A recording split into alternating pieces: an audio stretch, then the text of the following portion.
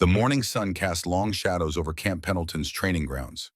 Lieutenant Emma Hayes stood at the edge of the firing range, the weight of her M24 sniper rifle familiar in her hands.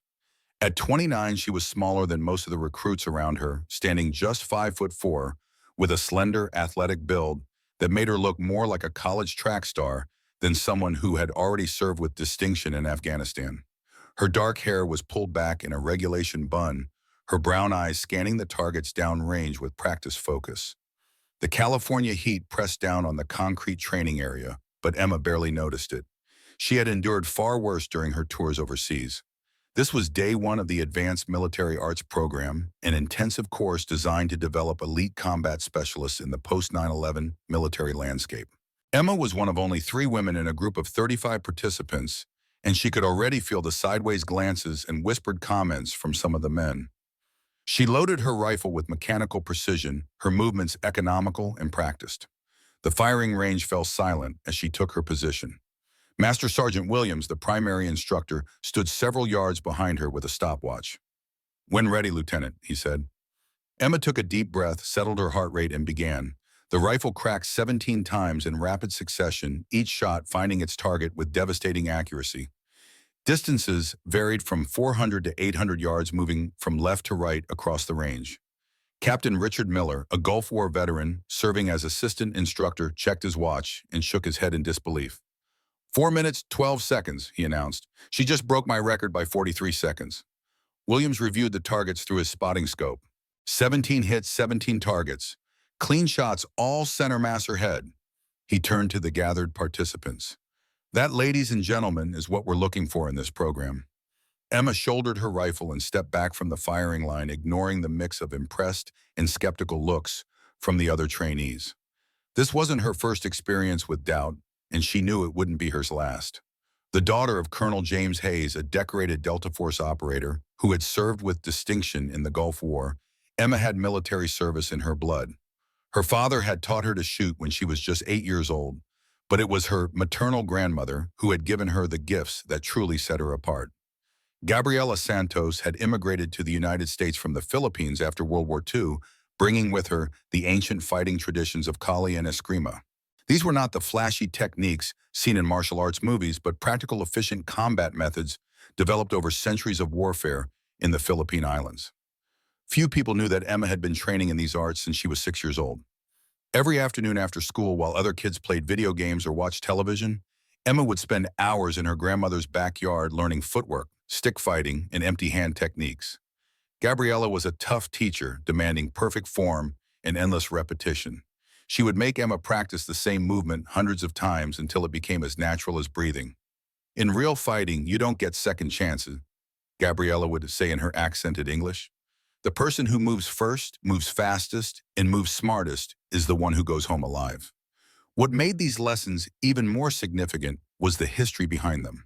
Gabriella's father had been a member of the Hukbalahap guerrilla forces that fought against Japanese occupiers during World War II. The family had a long tradition of warriors, but they kept this heritage quiet in their American life. After graduating from West Point in 1996 with honors, Emma had surprised no one by following her father's footsteps into military service. Basic training had been challenging, but manageable thanks to her years of preparation. When the attacks of September 11th occurred, Emma was among the first wave of troops deployed to Afghanistan in Operation Enduring Freedom. It was there that she had first put her grandmother's teachings to use in actual combat, though the details of that incident remain classified. What was known was that Emma had saved her entire squad during a Taliban ambush, but the specific methods she employed had been redacted from official reports. Now, as she stood on the training grounds of Camp Pendleton, Emma had volunteered for this advanced program. She wanted to learn more to test herself against the best the military had to offer. The Advanced Military Arts Program was legendary for its intensity and effectiveness. Only the most dedicated and skilled personnel were accepted. Master Sergeant William Iron Bill Davis called the group to attention. He was a massive man standing 6'3" with shoulders like granite slabs. The scars on his face and hands told stories of battles across 3 decades, from Panama to Somalia to Afghanistan. His steel gray eyes evaluated each trainee with the cold precision of a combat veteran who had seen it all. Listen up, Davis began, his voice carrying across the training area without needing to shout. Over the next 3 weeks, you're going to learn some of the most effective combat techniques ever developed. This isn't about looking good or showing off. This is about staying alive when someone is trying to kill you. He paced slowly along the line of recruits, taking the measure of each person. This program has a 40% dropout rate, and I'd bet half of you won't make it through the first week. We're not here to build your confidence or make you feel good about yourselves. We're here to prepare you for the realities of modern warfare in an age of counterterrorism operations where the battlefield has no clear boundaries. Davis stopped directly in front of Emma, his gaze lingering for just a moment longer than necessary. Some of you might think this program is going to be easy because you've had some training or scored well on qualifications. His eyes swept back across the group. Let me assure you it won't be. We're going to push you beyond your limits because that's what combat does. And we're going to find out who can adapt and serve me when everything goes sideways. From the corner of her eye, Emma noticed one particularly large trainee, watching her with undisguised skepticism. Captain Michael Reynolds was well known in military circles, a former Army Ranger who had seen action in Panama, Kosovo, and Afghanistan. He stood 6'2", weighed around 220 pounds of solid muscle, and carried himself with the confident swagger of a man accustomed to being the alpha in any room. Reynolds had been part of the infamous Gothic Serpent operation in Mogadishu, Somalia, the Black Hawk Down incident that had claimed the lives of 19 American soldiers. The experience had left him with both a silver star and a deep-seated belief that combat effectiveness was directly tied to physical strength and aggressive mindset. "We'll start with hand-to-hand combat fundamentals," Davis announced. "Partner up and show me what you've got. Remember, this isn't a dance. The goal is to put your opponent on the ground and keep them there." The recruits began pairing off, most choosing partners of similar size and build. Emma found herself standing alone as the groups formed around her. She wasn't surprised. In situations like this, people usually wanted to partner with someone they thought could challenge them or help them look good. Finally, Sergeant James Anderson walked over to her. He was tall and solidly built, clearly an experienced soldier, but his expression showed uncertainty about the pairing. "Guess it's you and me, Lieutenant," he said with a slight shrug. Emma nodded and gave him a professional smile. "Works for me, Sergeant." As they moved to their designated practice area, she could hear Reynolds talking to a group of Marines nearby. His voice wasn't quite low enough to be private. "This should be interesting," Reynolds said with a smirk. "Wonder how long the lieutenant will last before she calls it quits." Another Marine laughed. "My money's on 30 seconds before she taps out." Emma's jaw tightened slightly, but she said nothing. Her grandmother had taught her that words were just noise. Actions were what mattered. She had been underestimated her entire life because of her size and appearance, and she had learned to use that to her advantage. Anderson took up a fighting stance, clearly uncomfortable with the idea of sparring with a female officer. His movements were hesitant and telegraphed as he moved in for a basic takedown attempt. "Don't hold back, Sergeant," Emma said quietly. "You won't learn anything that way, and neither will I." Anderson nodded and committed more fully to his attack. Emma sidestepped smoothly, using a basic hip throw that put him on the mat with startling ease. Anderson hit the ground with a surprised grunt and looked up at her with new respect. "Where did you learn that move, Lieutenant?" he asked as she helped him to his feet. "Family tradition," she replied simply. They continued the exercise for another 10 minutes, with Emma successfully defending against most of Anderson's attacks and executing several clean takedowns of her own.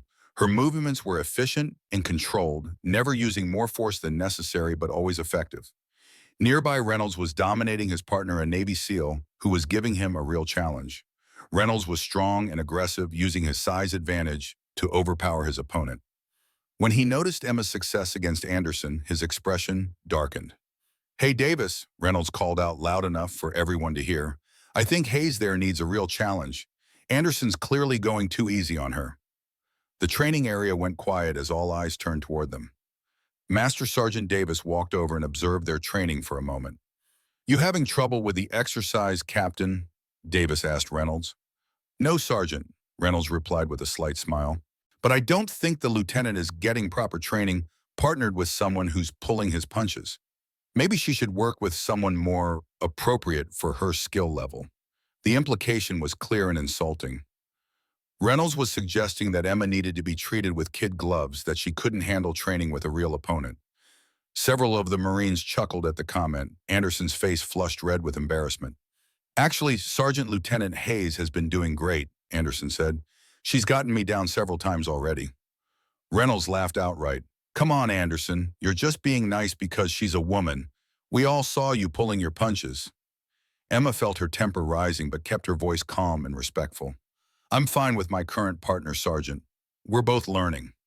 Actually, Davis said, his eyes glinting with what might have been amusement. Rotation is part of the training. Everyone needs to work with different body types and fighting styles. Hayes, you're with Thompson next round. Thompson was another Marine shorter than Reynolds, but stocky and experienced. He had been watching the exchange with interest and nodded professionally toward Emma. As they switched partners, Emma heard more comments from Reynolds and his group. This should be good, someone muttered. Thompson's not going to hold back like Anderson did, Reynolds said with satisfaction. Thompson approached Emma with a neutral expression. Ready, Lieutenant? Ready when you are, Sergeant, Emma replied. This time there was no hesitation from her partner. Thompson moved in aggressively, trying to use his weight advantage to drive Emma backward. But Emma had faced stronger opponents in her grandmother's backyard. She absorbed his initial attack, redirected his energy, and used a technique Gabriella had taught her years ago. The movement was so fast that most observers missed exactly what happened. One moment, Thompson was driving forward with all his weight behind a takedown attempt. The next moment, he was flat on his back, staring up at the California sky with a confused expression. Thompson shook his head and got back to his feet. Nice move. What was that? Just basic redirection, Emma said modestly. They continued sparring for the rest of the exercise period. Thompson was a skilled opponent who pushed Emma harder than Anderson had. But every time he thought he had figured out her patterns, she would adapt and surprise him with something new. By the end of their session, Thompson had landed exactly one successful takedown, while Emma had put him on the ground 6 times. When Davis called for a water break, Thompson walked over to Reynolds and the other Marines who had been making comments earlier. You guys might want to rethink your opinions about Hayes, Thompson said quietly. That woman knows what she's doing. Reynolds frowned. Come on, Thompson. You're telling me a 120-pound Army girl is giving you trouble?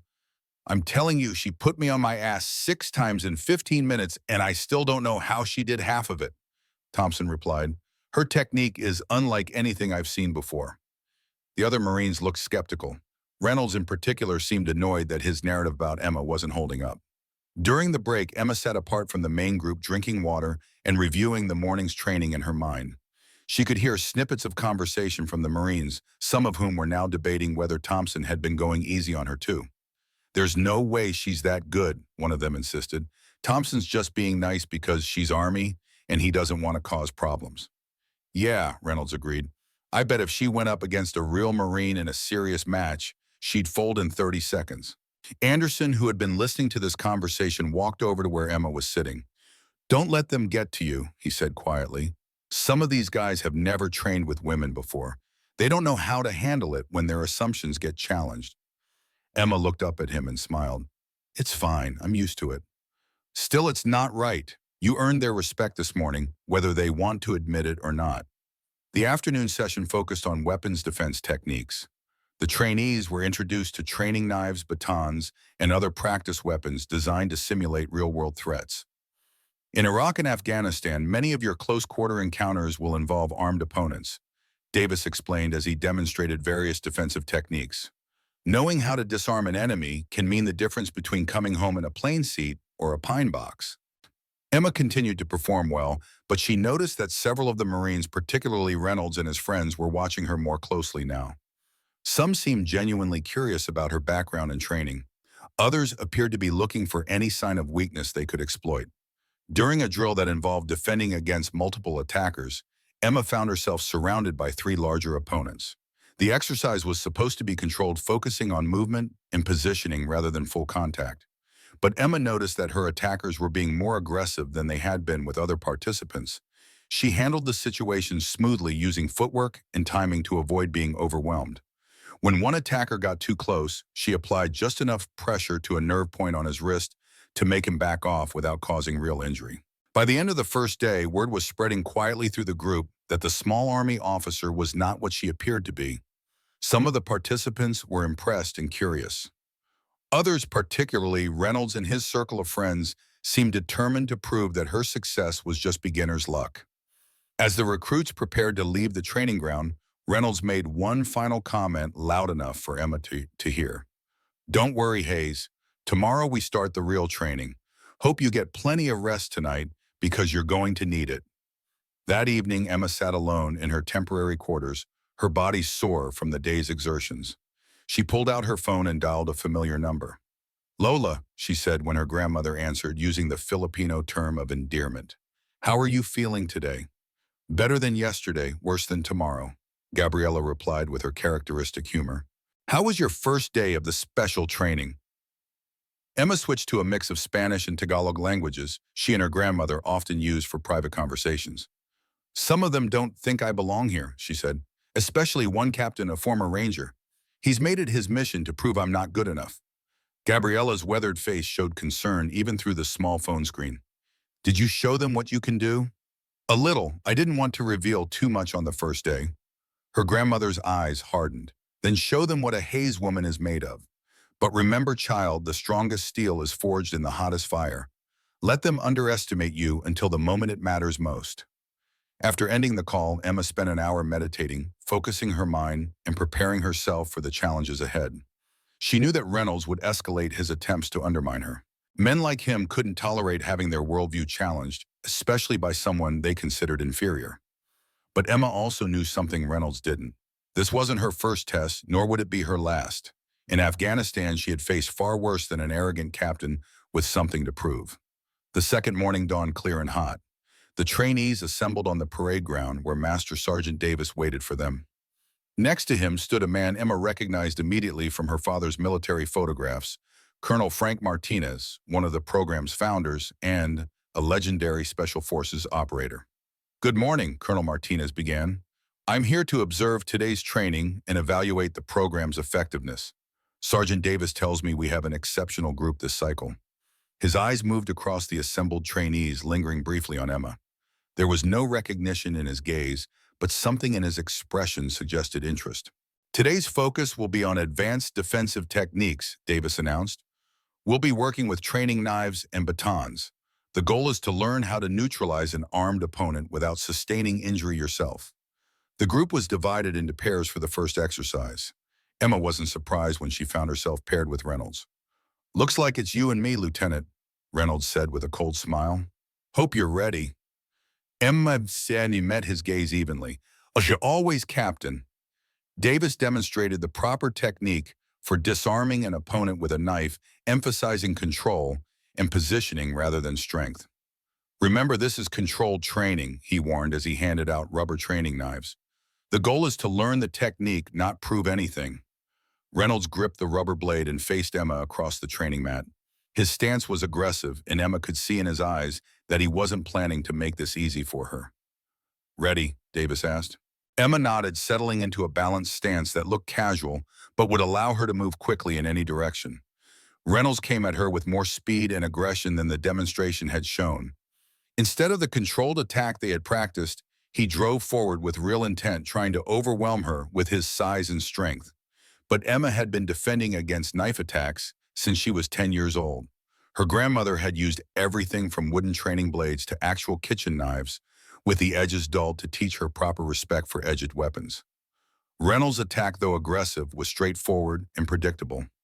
Emma stepped offline from his attack, her hands moving with practiced precision. She caught his wrist, applied pressure to a specific nerve point that Gabriella had taught her, and used Reynolds' own momentum to send him stumbling past her. The training knife clattered to the ground. The entire sequence took less than 2 seconds. Reynolds spun around, his face red with embarrassment and anger. "You got lucky." "Good technique, Hayes," Davis observed. "Clean disarm, good footwork." He turned to Reynolds. "Remember that power without control is just wasted energy, Captain." They reset and tried again. This time Reynolds was even more aggressive, clearly frustrated by his first failure. But the result was the same. Emma's movements were efficient and precise, always seeming to be exactly where she needed to be at exactly the right time. After Reynolds' fourth failed attempt, Thompson stepped forward. Maybe I should try being the attacker now. No, Reynolds had said firmly. I'm not done. There was an ugly tone in his voice now that made several other trainees stop their own training to watch. Davis also noticed the change in atmosphere. Captain Reynolds, the purpose of this exercise is to learn not to dominate your training partner, Davis said with a warning in his tone. I understand that, Sergeant Bush, Reynolds replied, his jaw tight with suppressed anger. But I think Hayes might be getting overconfident. In real combat, her opponent won't be using training weapons. It was a thinly veiled threat, and everyone present understood it. Emma felt her pulse quicken slightly, not from fear, but from anticipation. She had dealt with bullies before, and Reynolds was following a very predictable pattern. One more round, Davis decided, then we rotate. This time Reynolds didn't even pretend to follow the training protocol. He came at Emma with everything he had, trying to use his superior reach and weight to overpower her before she could react. Emma had been expecting this.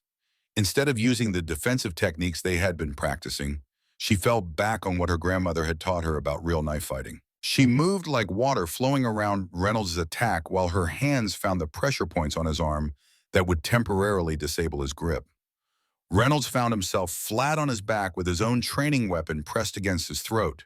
Emma's knee was on his chest, and her free hand was positioned where she could have struck several vital points if this had been a real fight. The silence that followed was deafening.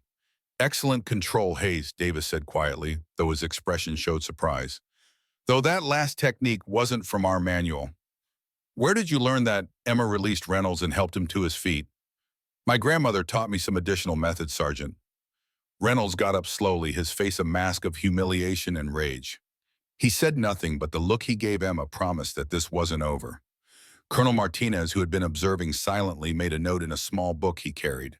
His expression remained neutral, but there was a new interest in his eyes as he watched Emma return to her position. The rest of the day's training passed without further incident, but Emma could feel the shift in the group's dynamics. Word of what had happened at the knife defense station spread quickly through the recruits. Some were impressed, others were skeptical, and a few seemed almost hostile. During the evening meal, Emma sat with Anderson and a Navy corpsman named Rodriguez, who had become something like allies over the past 2 days.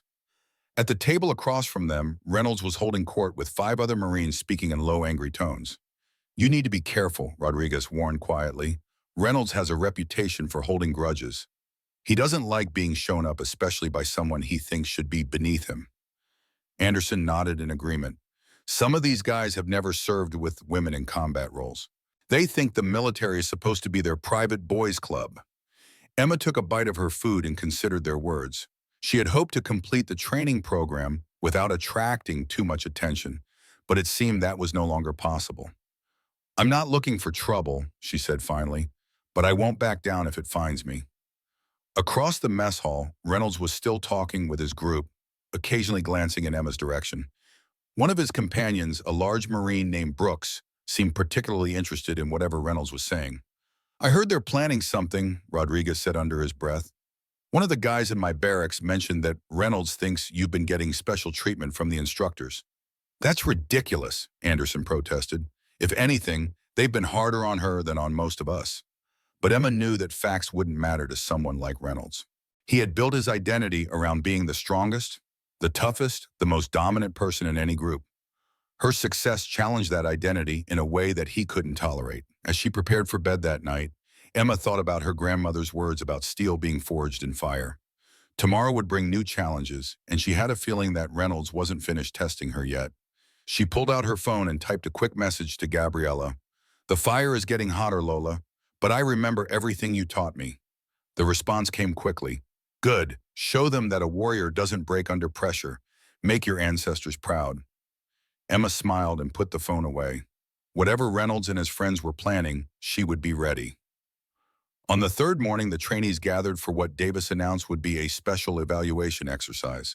Today we're going to conduct what we call the Circle Challenge, he explained. This tradition goes back to the early days of SEAL team training during the Cold War. One volunteer will stand in the center of a circle formed by the other trainees and will defend against a series of opponents entering the circle one at a time. His eyes swept across the group. This exercise separates the real fighters from the pretenders. The person in the center keeps fighting until they either defeat all challengers or get defeated themselves. Who wants to volunteer? Reynolds' hand shot up immediately. I'll do it, Sergeant. Davis nodded. All right, Captain Reynolds. Everyone else form a circle. Remember, this is still training, so we're looking for controlled contact and clean technique, not knockout punches. Reynolds moved to the center of the circle with obvious satisfaction. He had been waiting for an opportunity like this, a chance to reassert his dominance in front of the entire group. One by one, he faced the other trainees who entered the circle to challenge him. To his credit, Reynolds was a skilled fighter. He defeated Anderson cleanly, overwhelmed Rodriguez with superior strength, and outmaneuvered two other Army personnel. His confidence grew with each victory, and Emma could hear him making comments between matches. Come on, who's next? Don't tell me you're all scared now. Thompson entered the circle and gave Reynolds a real fight, but ultimately lost to a well-executed chokehold. By the time Reynolds had defeated his sixth opponent, he was breathing hard, but still standing strong. Anyone else want to try their luck? Reynolds called over, his eyes finding Emma in the circle. How about our resident expert Hayes? You've been awfully quiet today. Emma had been hoping to avoid this moment, but she realized that backing down now would only make the situation worse. The entire group was watching, waiting to see what she would do. If that's what the sergeant wants, she replied calmly. Davis looked between them, clearly sensing the underlying tension. This is about training, not personal issues. Both of you remember that. Emma nodded and stepped into the circle. Reynolds was still fresh enough to be dangerous, but she could see that his previous fights had taken some toll.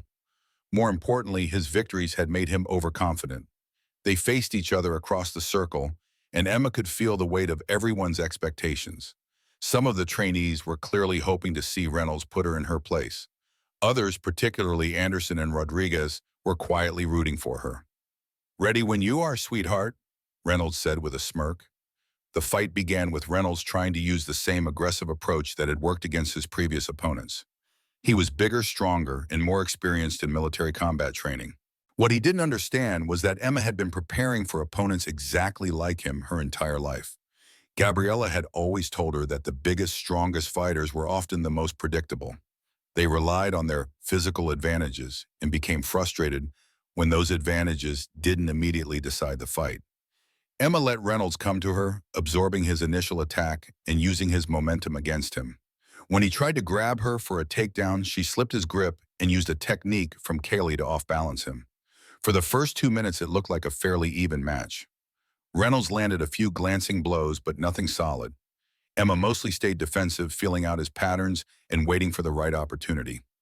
Then Reynolds made a mistake. Frustrated by his inability to land a decisive hit, he overextended on a powerful right hook. Emma ducked under the punch and moved to his side, where she applied a joint lock that Gabriella had taught her years ago. Reynolds found himself on the ground, tapping out to avoid injury to his shoulder. The circle was completely silent as Reynolds got back to his feet, his face dark with humiliation. Emma had expected him to shake hands and move on, but instead he turned to face Sergeant Davis. That didn't count, Reynolds announced. She used some kind of illegal hold. Davis frowned. The hold looking clean to me, Captain. With respect, Sergeant, I don't think you saw exactly what she did. That wasn't military combat technique. She's using some kind of street fighting. Several of Reynolds' friends in the circle began nodding in agreement. Brooks, the large Marine who had been listening to Reynolds' complaints all week, spoke up. Reynolds is right, Sergeant. If we're supposed to be learning military techniques, shouldn't we stick to military techniques? Emma felt the mood of the group shifting. Reynolds was trying to delegitimize her victory by claiming she had somehow cheated. It was a clever tactic that played on the uncertainty some of the recruits already felt about her unconventional background. The exercise was about effective fighting, not about limiting technique, Thompson interjected from the circle. Maybe against one opponent, Reynolds replied quickly. But this is supposed to be about real combat effectiveness. In a real fight, you might face multiple attackers. How do we know her exotic techniques would work against superior numbers? Emma realized where this was heading. Reynolds was maneuvering the conversation toward a scenario where he could stack the odds in his favor. Are you suggesting something specific? Captain Davis asked. Reynolds pretended to think about it, though Emma was sure he had planned this moment carefully. Well, Sergeant, if Hayes is as good as she thinks she is, maybe she should prove it against multiple opponents. Real Marines, not just one-on-one sparring. That's not how the exercise works, said Reynolds, Anderson called out from the circle. But Brooks and several other Marines began voicing their agreement with Reynolds' suggestion. They were calling it a test of real fighting ability, a way to see if Emma's techniques would work under realistic combat conditions. Davis held up his hand for silence. This is still a training exercise, not a free-for-all. If we're going to modify the format, there need to be rules and safety protocols. Of course, Sergeant, Reynolds said with false reasonableness. I'm not suggesting anything dangerous.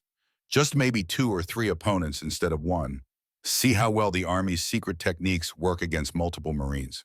Emma could see the trap Reynolds was setting, but she also realized that declining the challenge would be seen as weakness by some of the group. Her reputation and credibility were at stake. How many opponents did you have in mind? She asked quietly. Reynolds' smile was predatory. How about 6 you against 6 Marines? Controlled contact. Same rules as before. Should be easy for someone with your special training. 6 opponents. It was clearly meant to be an impossible challenge designed to humiliate her in front of the entire group. Emma thought about her grandmother's words about steel being forged in fire. 6 sounds fair, she replied, her voice steady and calm. The circle erupted in surprised murmurs. Even Anderson and Rodriguez looked concerned. Taking on 6 opponents simultaneously was far beyond what anyone expected, even from the most skilled fighter. Davis studied Emma's face carefully. You don't have to prove anything to anyone, Hayes. This isn't part of the official training. I understand, Sergeant, but if some people have questions about my abilities, maybe it's better to address them well. Reynolds' grin widened. He began pointing to Marines around the circle, selecting his team. Brooks was an obvious choice, along with 3 other large, experienced-looking Marines. The 6th was a wiry, fast-looking corporal named Davis, who specialized in close-quarters combat.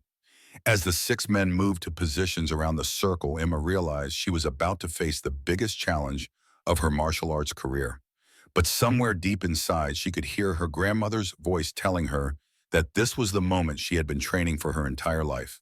Emma Hayes stood in the center of the circle, surrounded by 6 Marines who each outweighed her by at least 50 pounds. The training ground had gone completely silent, except for the sound of boots shifting on concrete and the distant call of seagulls from the Pacific. Master Sergeant Davis looked tense as he prepared to oversee what was either going to be an impressive demonstration or a complete disaster. His eyes met Emma's, briefly searching for any sign of doubt. Finding none, he nodded almost imperceptibly. Captain Michael Reynolds positioned himself directly in front of Emma, with Brooks and the other 4 Marines spacing themselves evenly around the circle's edge. They looked confident, almost casual, as if the outcome was already decided.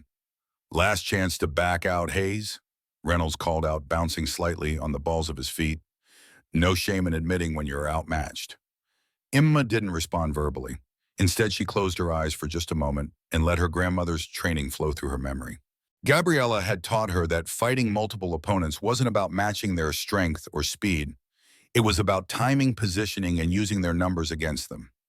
The key Mija Gabriella had explained during one of their evening training sessions years ago is never to fight 6 people. You fight one person 6 times, but so quickly that the others cannot react. Emma opened her eyes and settled into a stance that none of the Marines recognized. It wasn't the rigid, powerful postures they had learned in their military training. Instead, she looked relaxed, almost casual, with her weight evenly distributed and her hands hanging loose at her sides. Fighters ready, Davis called out. The 6 Marines tensed, preparing to rush her simultaneously. Begin. What happened next would be talked about at Camp Pendleton for years afterward. Reynolds and Brooks charged straight at Emma from opposite sides, trying to overwhelm her with a coordinated attack. The other 4 Marines moved in more cautiously, planning to grab her once the first 2 had her engaged. But Emma didn't wait for them to reach her. Instead, she moved forward and slightly to her right, directly toward Brooks. Her sudden movement surprised him, as most people would have tried to back away from 6 attackers as not advance toward them.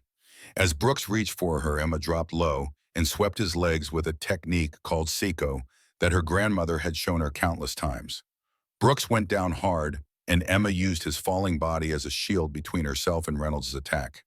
Reynolds, unable to stop his momentum, collided with his own teammate. For just a moment, two of the six Marines were tangled up together on the ground. But Emma was already moving. She flowed like water between the remaining four Marines, never staying in one place long enough for them to coordinate an attack. When Corporal Davis tried to grab her from behind, she struck a pressure point on his wrist that made his hand go numb, then used his own forward momentum to send him stumbling into another Marine. The watching trainees were mesmerized. Emma's movements were unlike anything they had seen in their military training. She seemed to anticipate each attack before it happened, always positioning herself where she could deal with one opponent while using the other's positions against them. Master Sergeant Davis watched with growing amazement. In 30 years of military service, including time with SEAL Team 6, he had never seen anyone move quite like this. It reminded him of something he had witnessed once during a joint operation in the Philippines in the mid-1980s when an elderly local had taken down four armed insurgents in the blink of an eye. Corporal Mitchell, one of Reynolds' selected Marines, managed to get close enough to attempt a bear hug from behind. Emma felt him approaching and performed a technique Gabriella called gunting, a simultaneous strike and escape that left Mitchell grabbing empty air while she slipped to his side. Before Mitchell could recover, Emma applied brief pressure to a nerve cluster in his neck. It was a technique that would cause temporary disorientation without permanent damage, but Mitchell dropped to his knees, unable to maintain his balance. 3 down, 3 to go. Reynolds had untangled himself from Brooks and was back on his feet, angrier than ever. He came at Emma with everything he had, throwing punches with bad intentions. But Emma had been studying Reynolds' fighting patterns for days.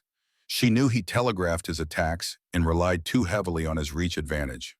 She slipped inside his guard, using footwork that made her seem to disappear and reappear beside him. Before Reynolds could adjust, she struck 3 specific points on his torso in rapid succession. It was an advanced technique from the Filipino martial arts called limb destruction, targeting nerve clusters and pressure points to temporarily disable an opponent without causing lasting injury. Reynolds' right arm went numb, then his left leg gave out. He found himself sitting on the ground, completely unable to understand what had just happened to him. His face flushed red with a mixture of pain, confusion, and humiliation. The 5th Marine Sergeant Hayes had been hanging back, trying to analyze Emma's fighting style. He was the most experienced of the 6 and had realized that rushing in blindly would only get him defeated like the others. When Emma turned toward him, he was ready with a more cautious, technical approach. Hayes was a skilled boxer who had won several military competitions. He moved in with good footwork and crisp punches, trying to keep Emma at range, where his longer reach would be an advantage. But Gabriella had taught Emma to fight opponents exactly like Hayes. She used angles and timing to get inside his guard, then applied a technique called trapping hands that made it impossible for him to throw effective punches. Within seconds, Hayes found his own arms tied up and his balance compromised. A gentle push sent him to the ground, more confused than hurt. That left only Brooks, who had gotten back to his feet and was now approaching with much more caution than he had shown at the beginning. He had watched Emma defeat 5 Marines in less than 2 minutes, and he was beginning to understand that he was facing something far beyond ordinary military combat training. "What the hell are you?" Brooks asked, circling her slowly. Emma didn't answer. She could see the fear in his eyes now, the realization that everything he thought he knew about fighting had just been turned upside down. Brooks tried a wrestling approach, using his size and strength to get Emma to the ground, where he hoped to neutralize her speed and technique. But Emma had spent years learning how to fight larger, stronger opponents. She used his own weight and momentum against him, applying a technique that her grandmother had called flowing water. Brooks found himself airborne, flipping through the air before landing hard on his back. Emma had barely seemed to touch him, but somehow she had redirected all of his power and sent him flying. The entire training ground was dead silent. 6 Marines, all of them skilled fighters and experienced warriors, were sitting or lying on the ground around Emma. She stood in the center of the circle, breathing heavily, her uniform damp with sweat, looking calm but clearly feeling the physical toll of the encounter. A small cut had opened above her right eye, where she had caught an elbow, and she could feel the beginning of bruises forming on her arms and ribs. The whole encounter had taken less than 3 minutes. Sergeant Davis was the first to find his voice. "What in the hell was that, Lieutenant?" Emma looked around at the 6 defeated Marines, most of whom were staring at her with expressions of shock and disbelief. Reynolds was trying to get feeling back in his arm, while Brooks was still lying on his back, staring up at the sky. Filipino martial arts sergeant, Emma replied quietly. My grandmother taught me. The circle of watching trainees began to murmur among themselves. Some were asking questions about what they had just witnessed. Others were helping the defeated Marines back to their feet. Anderson was grinning from ear to ear. That was incredible, Hayes, he said. I've never seen anything like that. Rodriguez nodded in amazement. 6 against 1, and it wasn't even close. But Emma's attention was focused on Reynolds, who was finally managing to stand up. The expression on his face had changed completely. The arrogance and hostility were gone, replaced by something that might have been respect or possibly fear. How was all Reynolds managed to say? Emma looked at him for a long moment before responding. You assumed that because I was smaller and different, I must be weaker. But strength isn't just about size, and fighting isn't just about aggression. Davis stepped into the circle, his expression thoughtful. I think we all learned something important today about making assumptions. He turned to Emma. That was the most impressive display of martial arts I've seen in 20 years of military service, Lieutenant. But I'm curious why these techniques aren't part of our standard training if they're so effective. Emma wiped the blood from her eyebrow. They're not widely taught outside certain communities, Sergeant. My grandmother's family has passed down these techniques for generations. During World War II, her father was part of the Hukbalahap resistance against Japanese occupation. They worked with American forces, but they kept their fighting methods private. Davis nodded. I've heard stories. The Huks were some of the most effective guerrilla fighters in the Pacific Theater. They continued fighting during the communist insurgency afterward. He turned to address the entire group. This is exactly why this program exists, people. There are fighting systems and knowledge from around the world that we can learn from. No single tradition has all the answers. As the group began to disperse for the lunch break, Emma noticed that the entire dynamic had shifted. The trainees who had been watching her with suspicion or dismissiveness were now looking at her with genuine respect. Even some of Reynolds' closest friends were approaching her to ask questions about her training. But as she headed toward the mess hall, Emma felt a hand on her shoulder. She turned to find Reynolds standing there, his face uncharacteristically uncertain. Lieutenant Hayes, he began, his voice quieter than usual. That was impressive. I've never seen anyone fight like that. Emma waited, sensing there was more. Reynolds struggled for words. Look, I was out of line. I let my ego get the better of me, and I put you in a potentially dangerous situation. That wasn't professional. No, it wasn't, Emma agreed, her tone neutral. I lost 2 of my best friends in Mogadishu. Reynolds continued, his eyes distant for a moment. We were outnumbered, outgunned, and some of the guys weren't prepared for that level of combat. Ever since then, I've been, I don't know, obsessed with making sure everyone around me is tough enough. I guess I thought that meant they had to be like me. Emma's expression softened slightly. Combat changes us all, Captain. I've lost people too. Reynolds nodded. Anyway, I wanted to say I was wrong about you. And I'm sorry. He extended his hand. After a brief hesitation, Emma took it. Fresh start, she asked. Fresh start, Reynolds agreed. As they entered the mess hall together, a subtle shift occurred in the group dynamics. The invisible lines that had divided the trainees began to blur and reorganize. Emma found herself sitting at a table with both Anderson and Rodriguez, but also with Brooks and 2 other Marines who had previously been firmly in Reynolds' camp. So these Filipino techniques, Brooks began, they actually work against multiple opponents. I always thought that was movie stuff. They do, Emma replied, but it takes years of training, and it's not about fighting 6 people at once. It's about positioning yourself so you're only fighting one at a time and using the other's positions and movements against them. Could you teach some of that? One of the other Marines asked. I could show you some basics, Emma said. But my grandmother would be a better teacher. She's been practicing since she was 5 years old. The conversation flowed easily through lunch, focusing on combat techniques and experiences rather than divisions or differences. Reynolds sat at another table, occasionally glancing over with an expression that mixed curiosity with something that might have been regret. After lunch, the trainees gathered for the afternoon session. Master Sergeant Davis stood at the front with Colonel Martinez, who had apparently been observing the morning's events with interest. This morning's demonstration, Davis began, provided a perfect introduction to this afternoon's topic, adaptive combat methods. The battlefield of the 21st century is not like anything we've trained for before. In Iraq and Afghanistan, you'll face enemies who don't fight conventionally. They use techniques and tactics that may be unfamiliar to you, often drawn from their own cultural traditions. When Colonel Martinez stepped forward, Lieutenant Hayes showed us something valuable today. Knowledge and skill can overcome physical advantages if applied correctly. This is particularly important as we develop specialized units for counterterrorism operations around the world. He scanned the group. The Advanced Military Arts Program was created specifically to identify and incorporate effective fighting methods from diverse traditions. Lieutenant Hayes, would you be willing to demonstrate some basic principles of the Filipino systems for the group? Emma was surprised but nodded her agreement. Yes, sir. For the next hour, Emma demonstrated fundamental concepts from Kali and Eskrima, focusing on footwork angles of attack and using an opponent's force against them. The trainees paired off to practice with Emma, moving among them to offer guidance and corrections.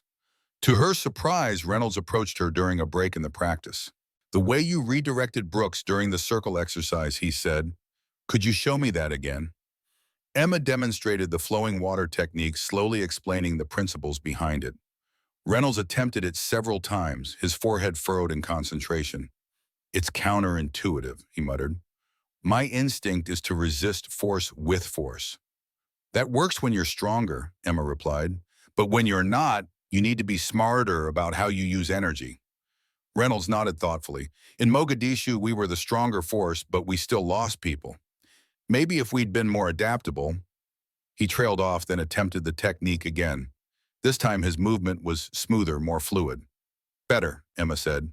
By the end of the day, the atmosphere in the training group had transformed. The rigid hierarchy that had placed Reynolds at the table and viewed Emma with suspicion had given way to a more collaborative environment where everyone recognized they had something to learn. As the trainees prepared to leave the training ground, Davis approached Emma. A word, Lieutenant, he asked, gesturing for her to follow him to a quieter area. When they were alone, Davis spoke frankly. I've been reviewing your service record. There's an incident in Afghanistan that caught my attention. A Taliban ambush near Kandahar in 2002. Your squad was surrounded, but somehow you all made it out with minimal casualties. The details are redacted. Emma maintained a neutral expression. It was a difficult situation, Sergeant. I bet it was, Davis said. And I'm betting you used some of those techniques we saw today, didn't you? After a moment, Emma nodded. Yes. And the higher-ups classified it because they didn't understand what they were seeing, Davis concluded. Too many officers get nervous when confronted with things outside standard doctrine. Emma didn't confirm or deny this assessment. Davis continued. Colonel Martinez was impressed today. He's been pushing for expansion of this program, incorporating more diverse combat methods. He thinks you could be valuable to that effort. I'm just here to complete the training, Sergeant. Maybe, but consider this. How many lives could be saved if these techniques were more widely taught? How many soldiers might come home who otherwise wouldn't? The question lingered in Emma's mind as she returned to her quarters that evening. She called her grandmother again, this time using video. They know now, Emma told her in Tagalog, about the fighting arts. I had to show them today. Gabriella's weathered face showed concern even through the small phone screen. All of it. Not all, Emma assured her. Just enough. Her grandmother studied her for a moment. And how did they respond? Better than I expected. They want to learn. A slow smile spread across Gabriella's face. Perhaps it is time. For generations, our family kept these arts, secret teaching, only those we trusted. But the world changes, Mija. Perhaps now is the time for sharing, rather than hiding. Emma thought about Davis's words regarding the lives that might be saved. They've asked me to demonstrate more techniques tomorrow. Then teach them, Gabriella said firmly. But remember the responsibility that comes with knowledge. These are not just techniques for hurting people. They are about protection, about survival. I'll remember, Emma promised. After ending the call, Emma spent an hour in meditation, centering herself and preparing mentally for the days ahead. The path that had seemed so clear when she arrived at Camp Pendleton had suddenly developed new possibilities and complexities. The fourth day of training dawned with a sense of anticipation. The trainees gathered on the parade ground to find it had been rearranged with training mats covering a large area. Various practice weapons were arranged on racks nearby, including rattan sticks, similar to those Emma had trained with since childhood. Master Sergeant Davis stood at the front with Colonel Martinez and another man Emma didn't recognize. He was older, perhaps in his 60s, with the lean, weathered look of a career special operator. "Good morning," Davis began. "Today we're privileged to have General Robert Carter joining us. General Carter oversees Special Operations Training Development and has a particular interest in our program." The general nodded to the group. "I heard some interesting reports about yesterday's training. I decided to see for myself." Emma felt a flutter of nervousness. General Carter's reputation preceded him. He had been instrumental in modernizing special operations training across all branches of the military and was known for his no-nonsense approach to evaluating new methods. "Lieutenant Hayes," Colonel Martinez called out, "would you join us up front?" Emma stepped forward, maintaining a professional demeanor despite her surprise. Martinez turned to her. "General Carter would like to see a demonstration of the techniques you showed us yesterday. Would you be comfortable with that?" "Yes, sir," Imana replied. "Excellent. And we'll need a volunteer to assist." Martinez scanned the group. "Captain Reynolds." Reynolds seemed surprised but stepped forward. "Yes, sir." The dynamic between Emma and Reynolds had fundamentally changed since yesterday's circle challenge. The hostility was gone, replaced by a cautious respect. As they took positions on the training mat, Emma caught his eye. "Don't worry," she said quietly. "I'll go easy on you this time." Reynolds actually smiled. "Appreciate that, Lieutenant." For the next 30 minutes, Emma demonstrated basic Kelly techniques with Reynolds as her training partner. She showed the fundamental footwork patterns, hand positions, and defensive movements that form the foundation of the Filipino martial arts. Reynolds proved to be a quick study, adapting his movements to match her instructions with increasing fluidity. General Carter watched with intense focus, occasionally asking questions about specific techniques or principles. His expression remained neutral, giving no indication of his thoughts. After the demonstration, Carter approached Emma directly. "That was quite impressive, Lieutenant. How long have you been studying these methods?" "Since I was 6 years old, sir. My grandmother is a master of the Illustrissimo system." Carter nodded thoughtfully. "And yesterday you successfully employed these techniques against 6 opponents simultaneously." "Yes, sir." "Remarkable." Carter turned to Colonel Martinez. "This is exactly the kind of adaptive capability we need to be developing. The enemies we face today don't fight according to our rule book. We need warfighters who can adapt to unexpected situations and overcome superior numbers when necessary." He addressed the entire group. What Lieutenant Hayes demonstrated yesterday wasn't just impressive martial arts. It was a perfect example of the mindset we need to cultivate.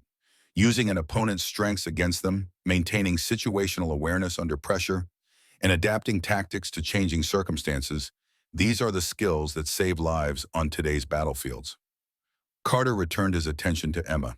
"Lieutenant, I'd like you to work with Colonel Martinez after this training program concludes. We're developing specialized combat instruction for forward deployed units, and your expertise could be invaluable." Emma was stunned. "I'm honored, sir, but I'm not an instructor. I'm just a soldier who knows some different techniques." "Sometimes that's exactly what we need," Carter replied. "People who bring different perspectives to the table." He turned to Davis. "Carry on, Sergeant. I'll be observing for the remainder of the day." As Carter stepped back, Davis addressed the group. "Today we'll be working on adaptive response drills. The goal is to develop your ability to react effectively to unexpected attacks and situations. Lieutenant Hayes and Captain Reynolds will demonstrate first." For the rest of the morning, Emma and Reynolds worked together, showing the group various attack scenarios and appropriate responses. What had begun as antagonism between them had transformed into an effective teaching partnership, with Reynolds' conventional military training complementing Emma's more fluid approach. During the lunch break, Emma sat with Rodriguez Anderson and several other trainees who had become friendly over the past few days. The conversation flowed easily, ranging from combat experiences to hometowns and families. "So what's the deal with you and Reynolds now?" Rodriguez asked quietly. "Yesterday he wanted to humiliate you. Today you're teaching together like old friends." Emma shrugged. "Sometimes people just need their perspectives challenged. Reynolds is a good soldier. He just had some fixed ideas about what makes an effective fighter." "Well, you certainly challenged those ideas." Anderson laughed. "I've never seen anyone take down 6 opponents that efficiently." It wasn't as easy as it looked, Emma admitted, rubbing a particularly painful bruise on her ribs. I took some solid hits during that exchange. If it had gone on much longer, the outcome might have been different. This admission seemed to make the others more comfortable. No one liked the idea of an invincible superhuman in their midst, but a skilled fighter who could be hurt, just like anyone else, that was someone they could relate to. After lunch, the training shifted to weapons defense techniques. The trainees practiced with rubber training knives, batons, and simulated firearms, learning how to disarm opponents safely and effectively. Emma found herself partnered with Thompson, the Marine she had impressed during the first day's training. He had become one of her strongest supporters in the group. "You know, Hayes," Thompson said as they practiced knife disarms, "you've changed the whole dynamic of this course. Before you got here, it was just a bunch of guys trying to prove who was toughest. Now people are actually focused on learning." Emma deflected his practice attack and applied a control technique. "That wasn't my intention." "Maybe not, but it's what happened." Thompson reset his position. "Reynolds was the alpha dog and everyone just followed his lead. When you beat all six of them, it shook things up in a good way." The afternoon progressed with increasingly complex scenarios. Davis divided the trainees into teams for force-on-force exercises that required them to adapt to changing threats and conditions. Emma found herself leading one team with Reynolds heading the other. "Objective is simple," Davis explained. "Team 1 must reach the designated extraction point with their package intact. Team 2 will attempt to intercept and capture the package. Non-lethal training weapons only, and the exercise ends when the package is secured at the extraction point or captured by Team 2. The package was a sealed envelope containing training documents. Emma's team was tasked with protection and delivery. "What's the plan, Lieutenant?" asked a Marine named Garcia who had been assigned to Emma's team. Emma quickly assessed her team and the terrain they would be moving through. "We'll use deception rather than force. They'll be expecting us to take the most direct route to the extraction point, so we'll do the opposite." She outlined a circuitous approach that utilized terrain features for concealment. "We'll move in a loose formation, maintaining visual contact, but keeping enough distance between us that we don't present a single target. If we make contact with the opposition, we don't engage unless absolutely necessary. Our priority is the package, not winning firefights." Reynolds' team, positioned on the other side of the training area, was clearly planning a more aggressive approach. Emma could see them checking their training weapons and dividing into what appeared to be assault teams. When Davis signaled the start of the exercise, Emma's team moved out immediately, but not in the direction of the extraction point. Instead, they headed perpendicular to it, using a line of maintenance buildings for cover. "They're trying to flank us," Emma heard Reynolds tell his team over the radio, which Davis had left open so both teams could hear each other's communications. "Alpha team moved to intercept. Bravo hold position at the choke point." Emma smiled. Reynolds was reacting exactly as she had anticipated. "Change of plans," she told her team quietly. "We're going straight through the middle now." While Reynolds' team repositioned to counter a flanking maneuver that wasn't coming, Emma led her group directly through the center of the training area, moving quickly and quietly. They encountered only two members of Reynolds' team, who were caught off guard by the unexpected approach. Anderson, carrying the package, reached the extraction point without incident. The exercise was over in less than 15 minutes. Reynolds approached Emma afterwards, shaking his head with reluctant admiration. "You played me like a fiddle, Hayes. I was so busy trying to anticipate some clever martial arts tactic that I completely missed the actual strategy." "Sometimes the simplest approach is the most effective," Emma replied, "especially when your opponent is expecting something complex." Davis gathered the trainees for a debrief. What Lieutenant Hayes demonstrated there was strategic thinking. She used her knowledge of Captain Reynolds to predict his responses and then exploited them. In real combat situations, understanding your opponent's mindset can be as important as knowing their capabilities. As the training day concluded, General Carter approached Emma again. "Impressive work today, Lieutenant. Not just the martial arts, but the tactical thinking as well." "Thank you, sir. I've spoken with Colonel Martinez about your future assignment after this program. We believe your unique skill set could be valuable in our specialized training initiatives. Would you be interested in helping develop a curriculum that incorporates some of these adaptive combat methods?" Emma hesitated. "Sir, I've always seen myself as a field officer, not an instructor." Carter nodded. I understand that, but consider this. How many lives might be saved if these techniques were taught more widely? How many soldiers might come home to their families because they had the skills to adapt and overcome in critical situations? It was almost the same question Davis had posed the previous day, and it resonated deeply with Emma. She thought of her father, of the risks he had taken throughout his career, and of the comrades she had lost in Afghanistan. What if they had known some of the techniques her grandmother had taught her? I'll consider it, sir. Good. We'll talk more after the program concludes. Carter shook her hand. Your grandmother must be a remarkable woman, Lieutenant. I hope I have the opportunity to meet her someday.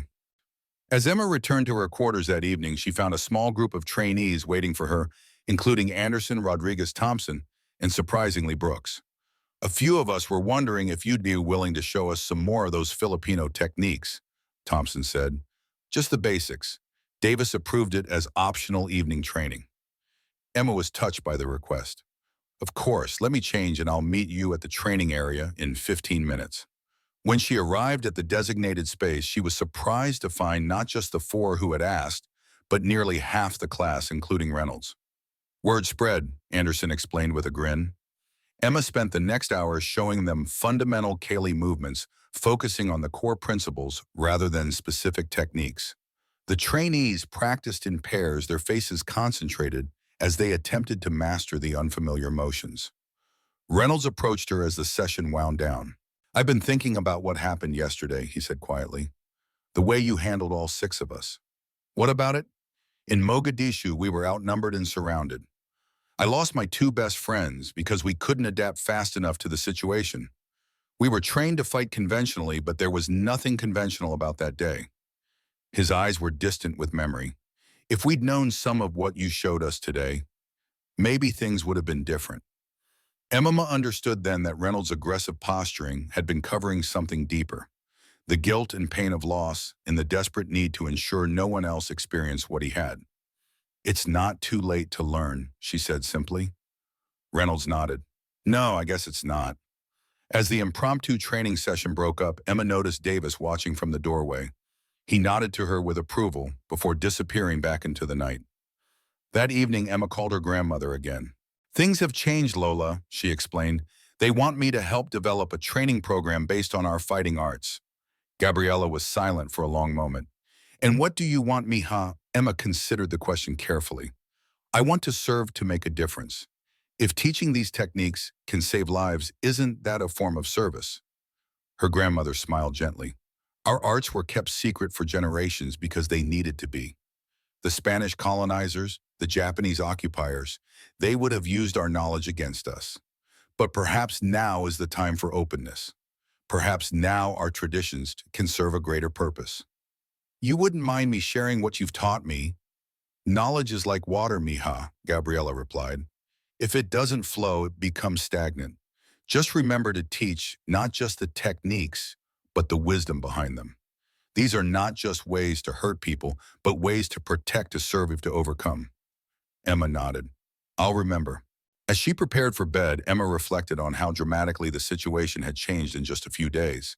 She had arrived at Camp Pendleton expecting to enhance her own combat skills, but instead found herself in a position to potentially transform how the military approached close-quarters combat training.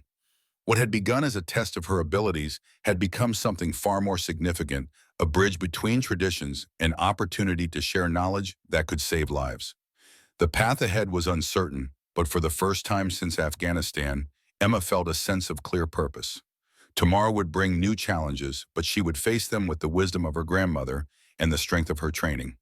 The fire had indeed been hot, but as Gabriella had predicted, the steel of Emma's character had been tempered, rather than broken by the experience. Dawn broke over Camp Pendleton's coastal mountains, painting the training grounds in shades of gold and amber. The fifth day of the Advanced Military Arts program promised to be the most challenging yet. Emma Hayes arrived early, finding Master Sergeant Davis already setting up equipment for the day's exercises. Morning, Lieutenant, Davis nodded, arranging a series of training dummies in a complex pattern. Sleep well. Well enough, Emma replied, though the truth was more complicated. She'd spent half the night considering General Carter's proposal and what it might mean for her future.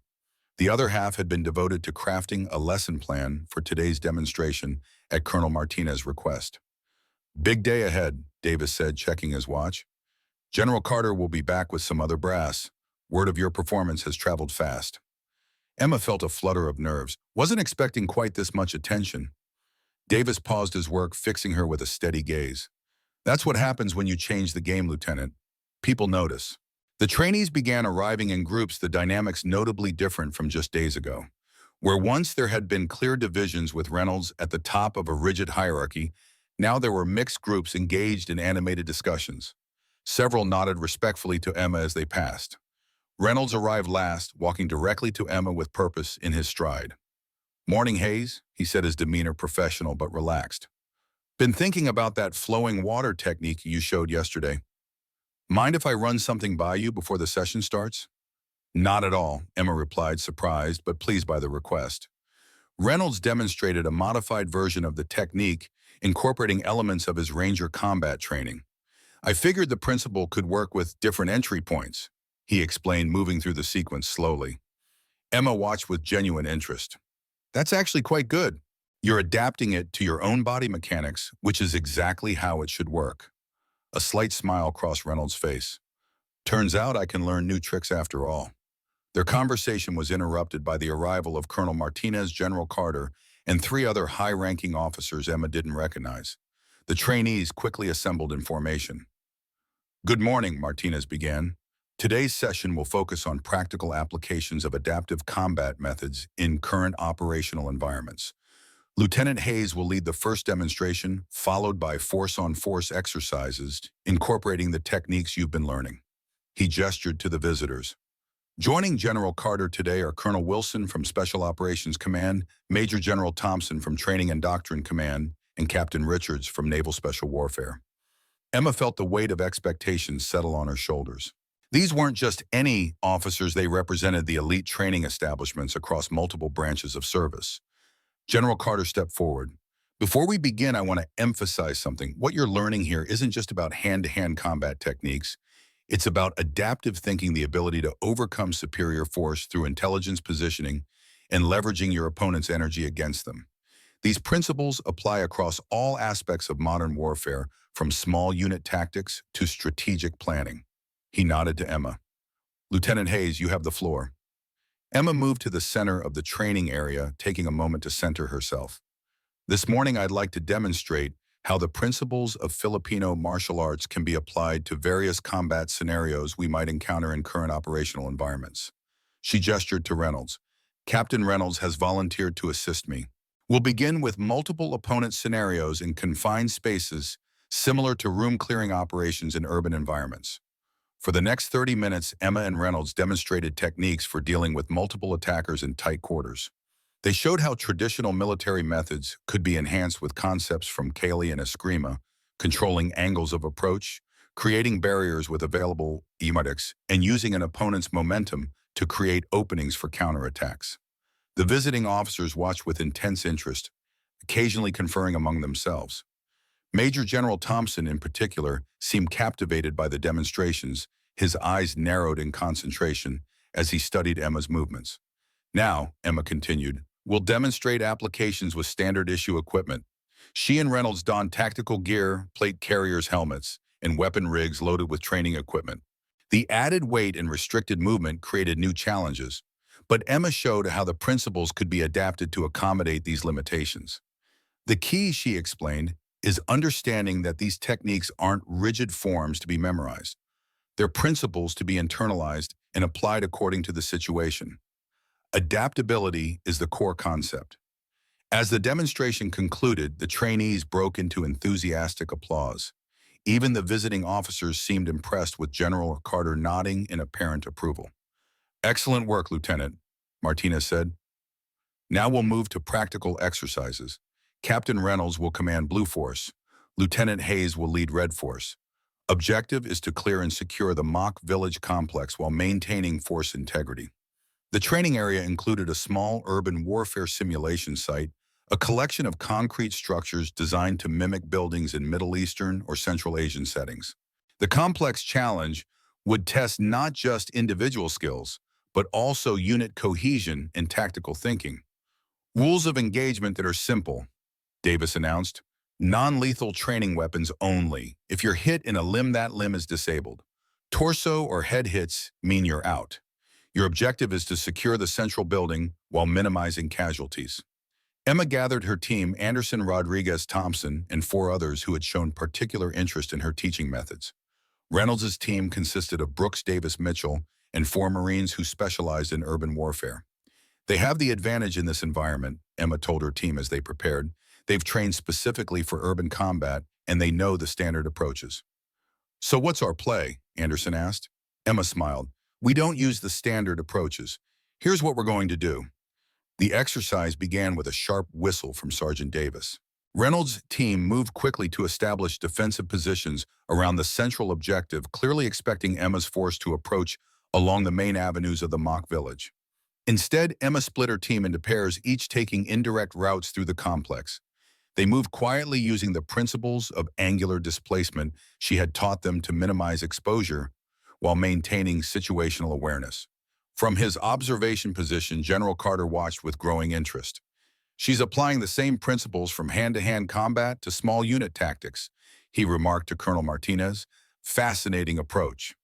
Reynolds' team had prepared for a frontal assault, positioning their strongest fighters to cover the most likely approaches. When no attack materialized, confusion set in. Where the hell are they? Brooks muttered over the team radio. Reynolds, more familiar now with Emma's thinking, realized the danger too late. They're coming from multiple angles. Reposition now. But Emma's team had already infiltrated the defensive perimeter. Using the flowing movement principles of Kali, they approached from blind spots, eliminated isolated defenders, and created chaos in the organized defense. Thompson and Rodriguez reached the central objective, first securing the primary entrance, while the rest of Emma's team systematically neutralized the remaining defenders. Reynolds, recognizing the inevitable outcome, attempted a counterattack with his remaining forces, but found himself outmaneuvered by Emma's adaptive positioning. The exercise ended with Emma's team in full control of the objective, having eliminated 6 of Reynolds' 8-person team while losing only 2 of their own. Exercise complete, Davis called. Red Force victory. The trainees regrouped for debrief, removing their simulation equipment and comparing notes on the experience. Reynolds approached Emma with a thoughtful expression. You applied the same principles to squad tactics that you used against the 6 of us in the circle, he observed.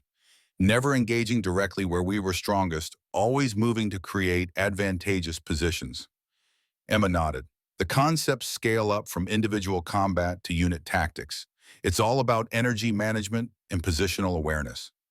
I've been doing this wrong for years, Reynolds admitted, always focusing on overwhelming force rather than smart positioning. He extended his hand. Good match, Lieutenant.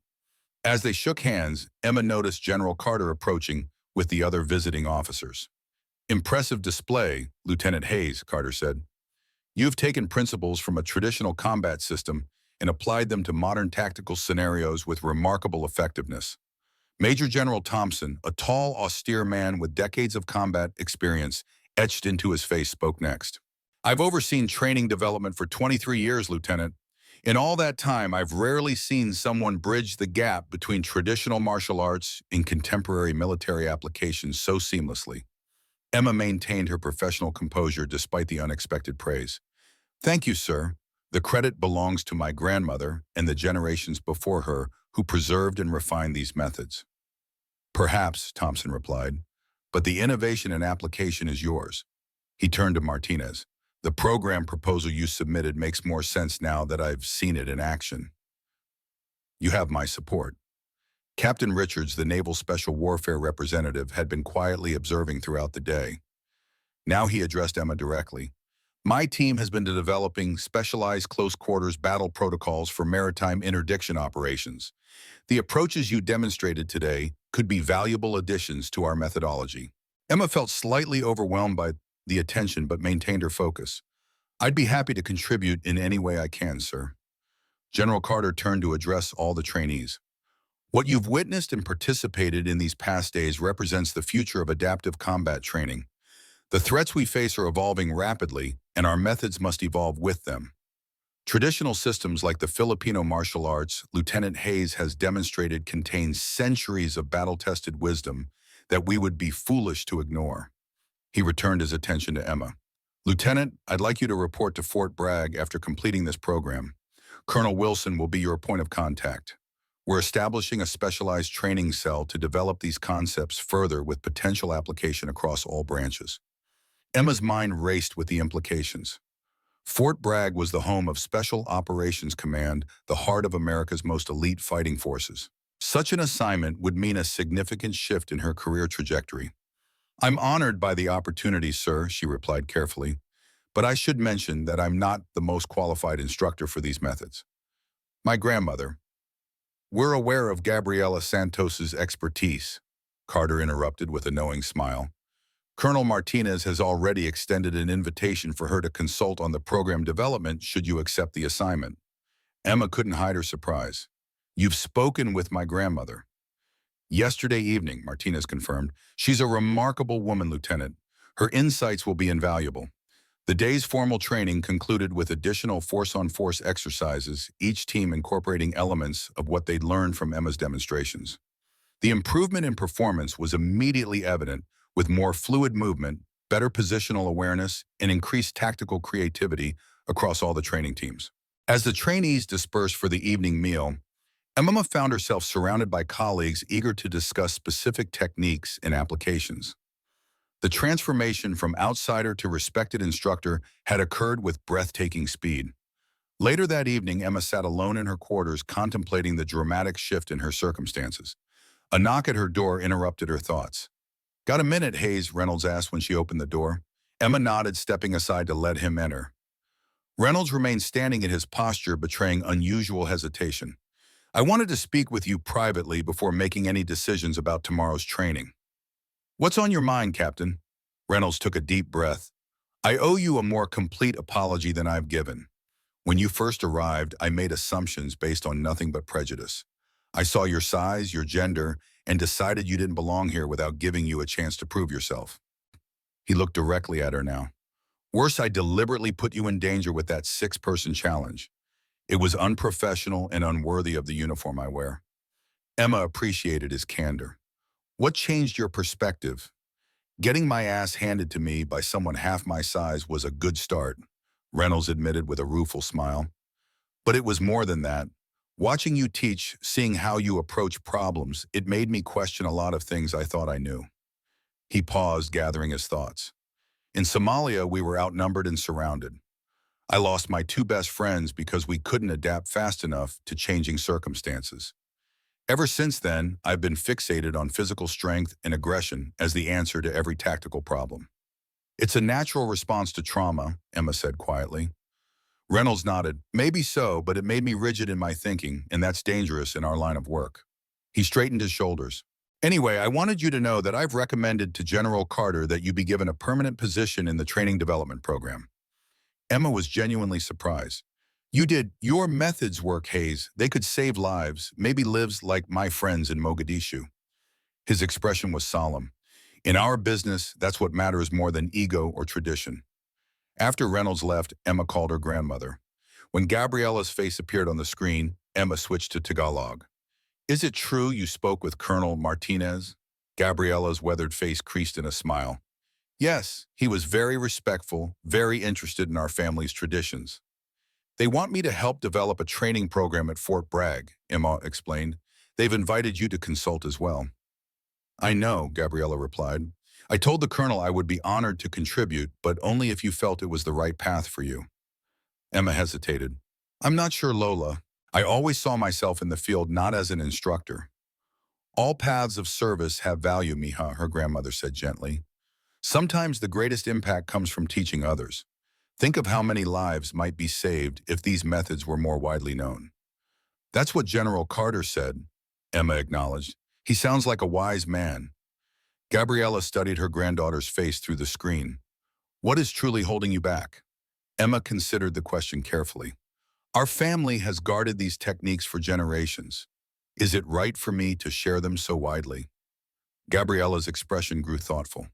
When my father taught me these arts, it was a time of occupation and danger. Secrecy was necessary for survival, but times change and wisdom must adapt to new circumstances. She leaned closer to the camera. These methods were developed to protect the vulnerable against those with greater power. If they can serve that purpose for American soldiers facing overwhelming odds, isn't that honoring their original intent? The next morning, the final day of the program began with a formal assessment exercise. Each trainee would demonstrate mastery of the techniques they had learned throughout the course. Emma performed her assessment flawlessly, incorporating both traditional military methods and the adaptive techniques she had introduced to the program. The evaluating officers watched with approval, making notes on their tablets as she moved through each scenario with fluid precision. Reynolds performed equally well, showing remarkable progress in integrating the Filipino concepts into his established combat style. The transformation in his approach was evident to everyone watching. After the assessments concluded, Colonel Martinez addressed the assembled trainees. "You've all performed admirably during this course," he began. "What started as an experimental program has evolved into something far more significant. Thanks in large part to Lieutenant Hayes's contributions, we're now developing an entirely new approach to adaptive combat training." He gestured to Emma. "Lieutenant Hayes has agreed to accept a special assignment at Fort Bragg, where she'll help develop a comprehensive training curriculum based on the principles you've experienced these past days." A spontaneous round of applause broke out among the trainees. Emma felt a surge of emotion at this unexpected show of support from her peers. Additionally, Martinez continued, "Captain Reynolds will be joining the development team, bringing his extensive field experience and tactical knowledge to ensure the new methods integrate effectively with existing protocols." Reynolds, standing nearby, gave Emma a nod of professional respect. Their journey from adversaries to colleagues had been remarkable, a transformation neither could have anticipated when the program began.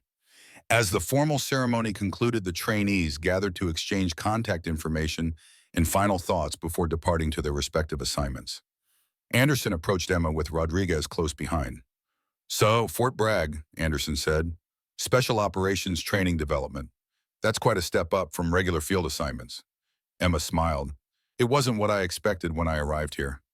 Rodriguez shook his head in amazement. "1 week ago, Reynolds was trying to run you out of the program. Now you're both headed to develop cutting-edge training methods for Special Operations Command. Funny how things work out." "Life rarely follows the path we expect," Emma replied. Later that afternoon, as the trainees began departing Camp Pendleton, Emma found herself standing alone at the edge of the training ground where it had all begun. The sun was setting over the Pacific, casting long shadows across the concrete expanse where she had faced 6 opponents just days earlier. "Quite a view," came General Carter's voice from behind her. Emma turned to find the general approaching, his formal demeanor slightly relaxed now that the official proceedings had concluded. "Yes, sir," she agreed. "California has its charms." Carter stood beside her, gazing out at the ocean. "Your grandmother arrived at Fort Bragg this morning, remarkable woman. She's already offering suggestions for the facility setup." Emma couldn't help smiling at the thought. She doesn't waste time. "A family trait, it seems." Carter turned to face her directly. "I want you to understand the significance of what you've accomplished here, Lieutenant. Military doctrine tends to evolve at a glacial pace, resistant to outside influence. What you've managed to do, introducing ancient Filipino concepts into modern special operations training, represents a paradigm shift that could save countless lives." "I just shared what I knew, sir." "With courage and conviction against significant resistance," Carter corrected her. "That's the kind of leadership we need, people willing to challenge established thinking when better methods exist." He extended his hand. "Your flight to Fort Bragg leaves tomorrow morning. Colonel Wilson will meet you upon arrival. I look forward to seeing what you and your grandmother develop." 6 months later, Emma stood in a state-of-the-art training facility at Fort Bragg, watching as a class of Special Forces candidates moved through drills that combined traditional military techniques with the adaptive principles of Kali and Eskrima. The integration was seamless now, refined through months of development and testing. Reynolds entered the observation room carrying 2 cups of coffee. He handed one to Emma before joining her at the window. "Assessment team just submitted their report," he said. "The units trained in the new protocols are showing a 30% improvement in close quarters effectiveness compared to conventional methods." Emma nodded, sipping her coffee. "The real test will come in actual deployment situations." Early indications are promising. That SEAL team that rotated through last month used some of our techniques during a hostage extradition in Somalia. Commander said it was the difference between success and failure when they were outnumbered 3-1. A comfortable silence fell between them as they watched the trainees below. The journey from antagonists to colleagues to friends had been unexpected, but rewarding for both of them. Your grandmother's session with the Delta Force instructors yesterday was something to see, Reynolds remarked. 93 years old and still dropping operators half her age. Emma smiled. Gabriella had flourished in her role as senior consultant to the program, her lifetime of knowledge finding new purpose and appreciation among America's elite warriors. She always said these arts weren't meant to stay hidden forever, Emma reflected, that someday they would serve a greater purpose. The training session below concluded and the candidates gathered around their instructor, a compact, intense Korean-American woman named Kim. She had been one of the first female operators to complete the new adaptive combat program, showing a natural affinity for the Filipino methods that reminded Emma of herself. Lieutenant Kim has really taken to the program, Reynolds observed. Reminds me of someone else I know. Emma nodded. She faced the same skepticism I did at first. Some of the male candidates didn't think someone her size could be effective in combat situations. Until she put 5 of them on the ground in under 2 minutes, Reynolds finished with a chuckle.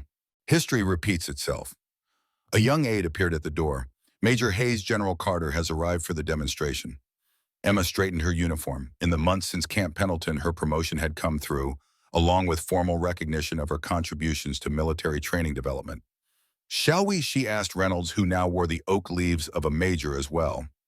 As they walked toward the main demonstration area, Emma reflected on the journey that had brought her here.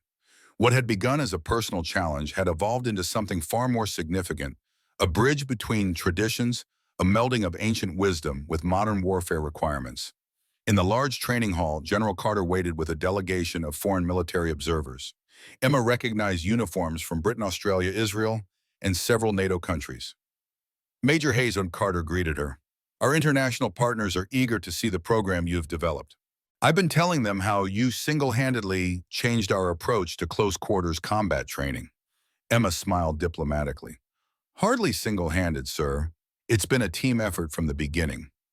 As the demonstration began, Emma watched with pride as instructors showcased the integrated system that had emerged from her grandmother's traditional teachings and modern military requirements. The fluid movements, adaptive positioning, and energy-efficient techniques had been refined into a comprehensive methodology that could be taught to operators of any size or gender. Afterward, as the observers discussed what they'd seen, Emma found a quiet moment alone with Carter. Your father would be proud, he said unexpectedly.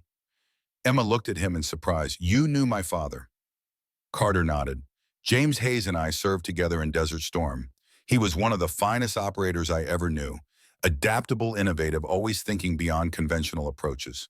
He smiled slightly. Seems the apple didn't fall far from the tree. Before Emma could respond, she noticed her grandmother entering the hall, accompanied by Reynolds.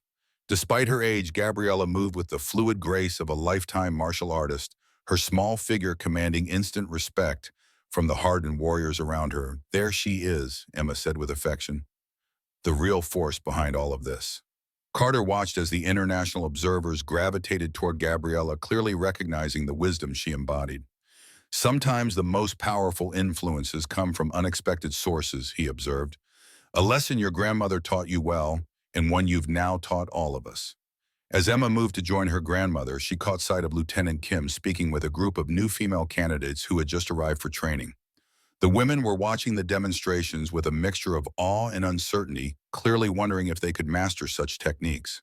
Kim caught Emma's eye and nodded in understanding. The cycle was continuing, knowledge passing from one generation to the next, barriers being broken and traditions evolving to meet new challenges.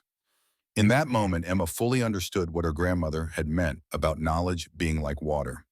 It needed to flow freely to remain vital, adapting to new landscapes while maintaining its essential nature.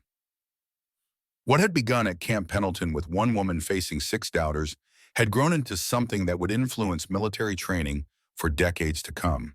The journey hadn't been easy, but as Gabriella had taught her from childhood, the strongest steel is forged in the hottest fire. Emma Hayes' daughter, granddaughter, soldier, and now teacher, had found her true path of service, not just as a warrior herself, but as one who empowers warriors of all kinds to adapt, overcome, and return home safely to those who love them. As she watched the next generation of trainees beginning their journey, Emma felt the weight of responsibility balanced by the satisfaction of purpose fulfilled. The ancient wisdom of her ancestors now served a new mission, protecting those who protect others in a world of ever-changing threats. The circle was complete, and yet the journey continued, just as it should be.